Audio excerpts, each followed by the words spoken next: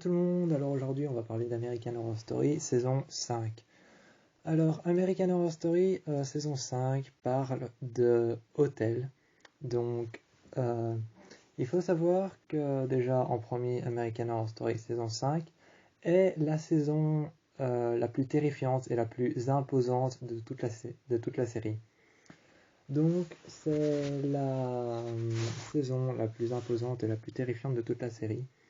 Et pour ce qui est des faits réels dans ça va vous paraître absurde et même irréel, mais pour ce qui est des faits réels dans cette saison, il faut savoir que l'hôtel que vous voyez, l'hôtel Cortez, que vous voyez dans la saison 5 d'American Horror Story, est bel et bien réel. C'est un hôtel qui est bel et bien réel. Elle est à Los Angeles.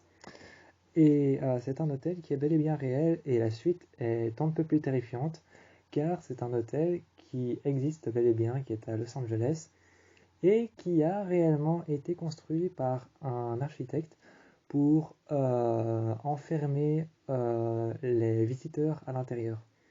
Donc il faut savoir que cet hôtel existe réellement, a bel et bien été construit comme étant un piège pour enfermer les visiteurs à l'intérieur.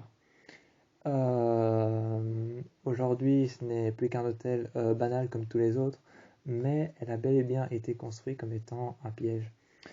Ça, c'est le premier fait réel de American Horror Story saison 5.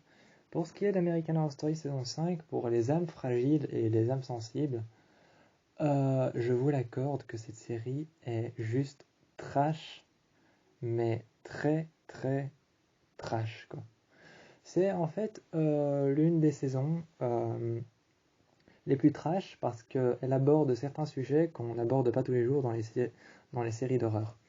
Elle aborde notamment, le sexe, elle aborde notamment la drogue, elle aborde notamment les tueurs en série, elle aborde notamment le suicide, elle aborde notamment plein de sujets, elle aborde notamment même l'homosexualité. Mais il faut savoir que dans American Horror Story, n'importe quelle saison, hein, mais il faut savoir que American Horror Story, que ce soit n'importe quelle saison, la 1, la 2, la 3, la 4, la 5, la 6, la 7, la 8, la 9, la 10, voire même la 11 qui va arriver, faut savoir que les couples sont toujours faits un peu comme ça se passe. Donc, il faut savoir que les couples sont toujours faits un peu comme ça se passe, hein. Parfois, c'est deux filles, parfois, c'est deux garçons, parfois, c'est deux filles et un garçon, parfois, c'est. American Horror Story ne respecte pas vraiment de règles de sexualité. Et c'est un peu le genre à s'en foutre. C'est vraiment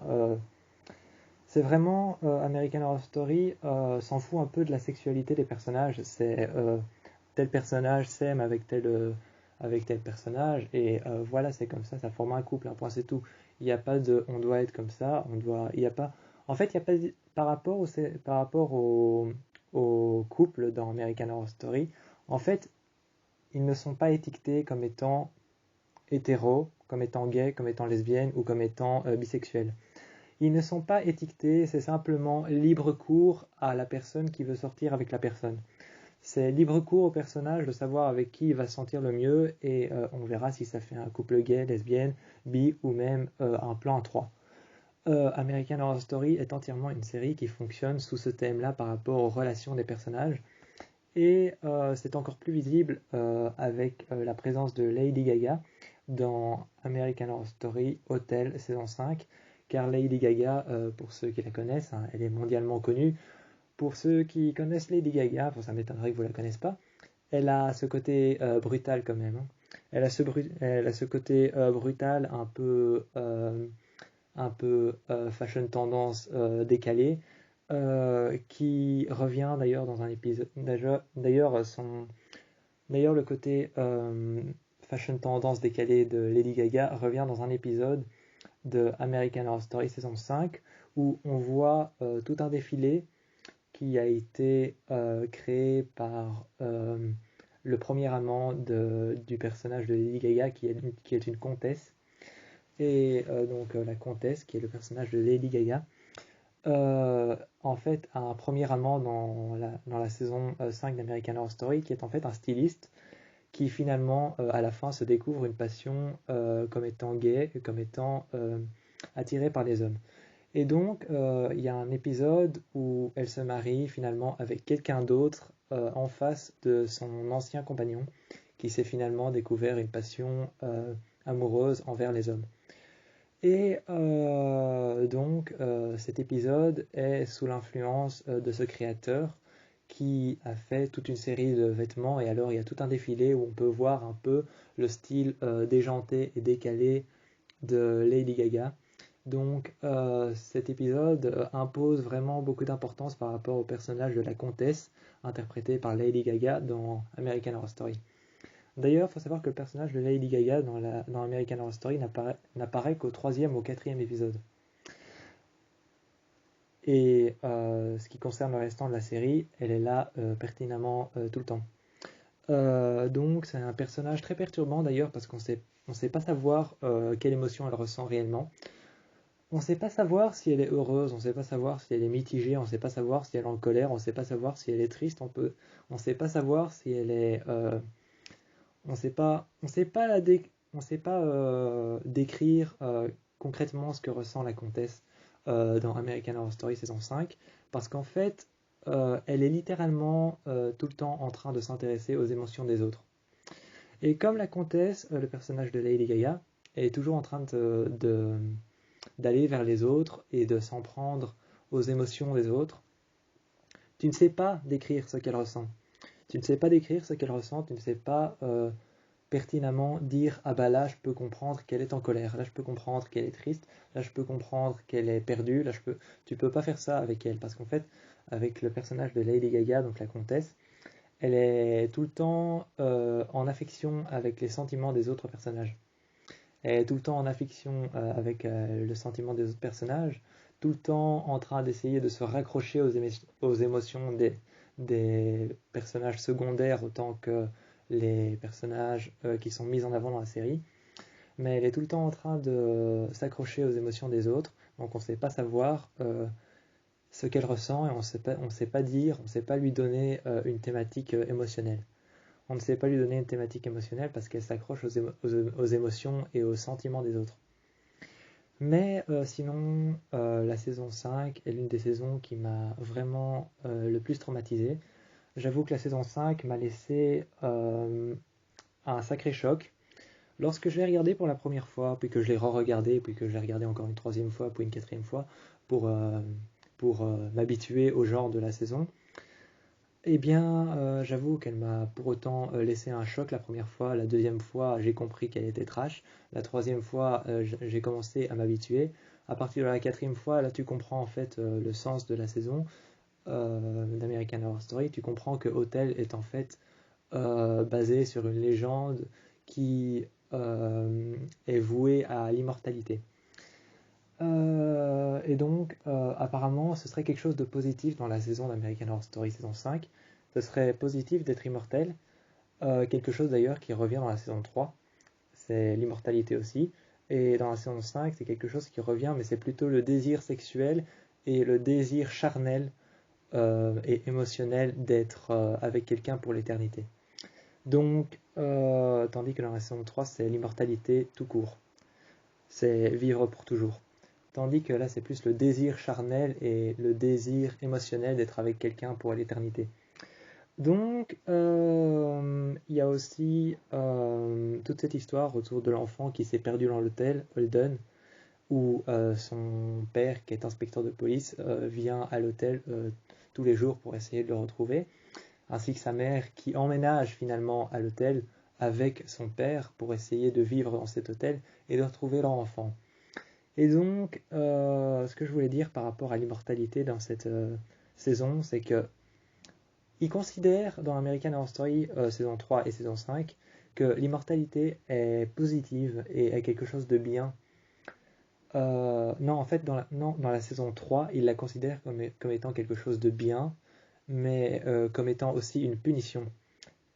Tandis que dans la saison 5, il considère ça comme un cadeau, comme une offrande, comme quelque chose qui nous est offert et que personne ne pourrait avoir.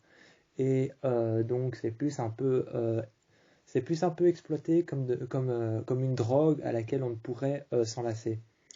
C'est plus exploité comme une drogue à laquelle on ne pourrait s'en lasser. Et c'est très bien fait parce qu'en fait, ça passe par le sang, que en fait, tu bois le sang d'autrui.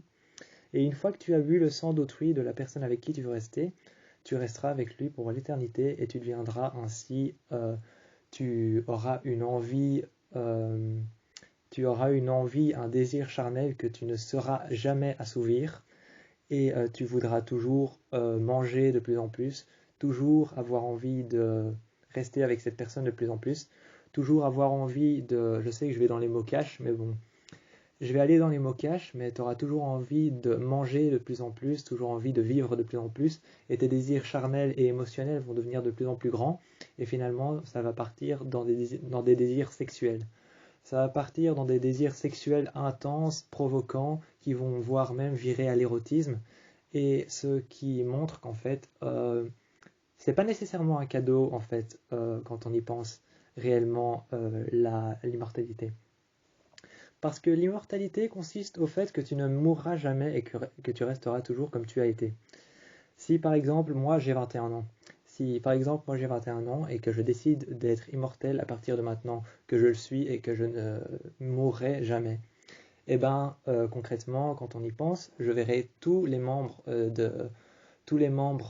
des personnes qui sont autour de moi, de ma famille, je verrai tous les membres de ma famille, tous ceux que j'aime, je verrai tous mes proches s'éteindre les uns après les autres devant moi. Donc, quand on y pense, l'immortalité est représentée sous la forme d'un cadeau, d'une offrande et de quelque chose qui est divin dans la saison 5 d'American Horror Story. Et quand on y pense, la logique est plus dans la saison 3 comme étant représentée comme une punition parce que lorsque tu es en immortalité, tu as la capacité de vivre toute ta vie, mais tu as aussi le malheur de voir tous tes proches mourir les uns après les autres.